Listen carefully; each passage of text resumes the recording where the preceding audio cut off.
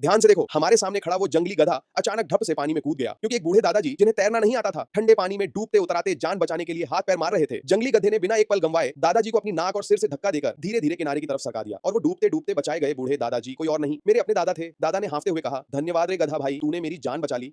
इस कड़ाके की ठंड में पहाड़ पर खाने को कुछ भी नहीं मिलता। अगर तू बुरा ना माने तो आज से तेरी सेवा करूंगा, तेरी बाकी की जिंदगी आराम से कटेगी। गधा भाई, मेरे घर में एक सुंदर सी गद्दी भी है, अगर तेरी इच्छा हो तो चल मेरे साथ उसे भी देख ले। बस फिर क्या था। दादा ने कहा, चल गद्दा भाई, मैं तुझे गद्दी दिखाता हूँ।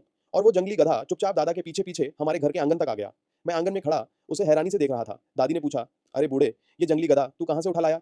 दादा झट से बोले, चुप रहो, इसे जंगली गधा मत कहो, ये मेरा जान बचाने वाला गधा है। अगर ये पानी में कूदकर मुझे बाहर ना निकालता तो आज मैं जिंदा ना होता। फिर दादा ने उस गधे की तरफ इशारा करते हुए कहा, गधा भाई, ये है हमारी घर की गद्दी, जरा देख लो तुम्हें पसंद आती है कि नहीं। जंगली गधे ने गर्दन हिलाकर जैसे इशारा किया कि उसे वो गद्दी पसंद नहीं आई। फिर वो मुड़ा और वापस जाने लगा। दादा ने पुकारा, गधा भाई, तुम जाओ, अगर पहाड़ पर खाना ना मिले तो मेरे घर चले आना, मेरा दरवाजा तेरे लिए हमेशा खुला है। जंगली गधा एक बार मुड़कर दादा की तरफ देखता है, फिर जंगल की तरफ बढ़ जाता है और कुछ ही देर में पेड़ों के बीच गायब हो जाता है। दादा बोले, चलो पहाड़ पर लकड़ी बटोर लाते हैं। दादी ने कहा, हाँ चलो। हम लोग अभी पहाड़ी पर थोड़ी ही दूर पहुंचे थे कि अचानक कहीं पास से गधे की दर्द भरी चीख सुनाई दी।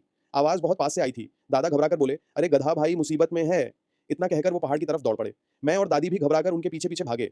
आधे पहाड़ पर पहुंचते ही हमने देखा कि वो जंगली गद्दा जमीन पर गिरा पड़ा है। उसके आगे वाले पैर में शिकारी का लोहे का फंदा कसकर फंसा हुआ था और वहां से खून बहकर मिट्टी लाल हो चुकी थी। पता चला कि हमारे ही गांव का शिकारी रमेश ने उसे फंसाया था। दादा ने पूछा, रमेश, क्या तुम शिकार करने आए हो? रमेश बोला, हाँ चाचा, आप लोग भी शिकार करने आए हैं क्या? दादा बोले, ये गधा मेरी जान बचा चुका है, अगर हो सके तो इसे छोड़ दो। रमेश हंसकर बोला, चाचा कैसी बात करते हो, इस गधे ने आपकी जान बचाई है, मेरी तो नहीं। मैं 3 दिन से पहाड़ पर डेरा डाले बैठा हूँ, तब जाकर यह एक जंगली गधा हाथ लगा है, मैं इसे नहीं छोड़ सकता। दादा ने समझाया, हम एक ही गांव के हैं, बोलो कितने में छोड़ोगे? रमेश बोला, चाचा ये गधा बहुत कीमती है, इसकी खाल इसका मांस सब शहर में महंगे बिकते हैं, गांव की इज्जत में आपसे सस्ता ही लूंगा।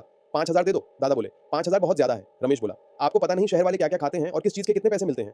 दादी ने धीरे से कहा, छोड़ो, अभी घर के पैसे बेटे की शादी के लिए बचा कर रखे हैं। दादा बोले, इस गद्दे ने मेरी जान बचाई है, मैं भी इसकी जान बचाऊंगा, बेटे की शादी का इंतजाम मैं और कहीं से कर लूंगा। रमेश, चलो मेरे साथ घर पैसे ले लो। रमेश दादा के साथ घर आया, पैसे लिए और खुश होकर चला गया। दादा ने घायल गद्दे को बड़े जतन से उठाकर हमारे घर के बाड़े में बांध दिया, उसके घाव को धोया, कपड़ा बांधा और बोले, तुम आराम से जख्म भर लो, फिर मैं तुम्हें जंगल छोड़ो आऊंगा। दादी बोली, शादी के पैसे का क्या करोगे, परसों ही तो लड़की वाले आ रहे हैं। दादा बोले, अगर मजबूरी हुई तो घर की 2 बकरियां बेच देंगे। दादी बोली, बकरियां बेच दी तो मेहमानों को दावत में क्या खिलाओगे?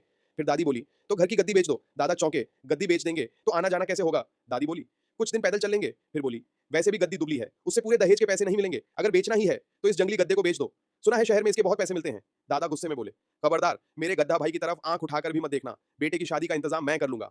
इतना कहकर वो आंगन से बाहर चले गए, शायद पैसों का इंतजाम सोचने। दादी ने मुझसे कहा,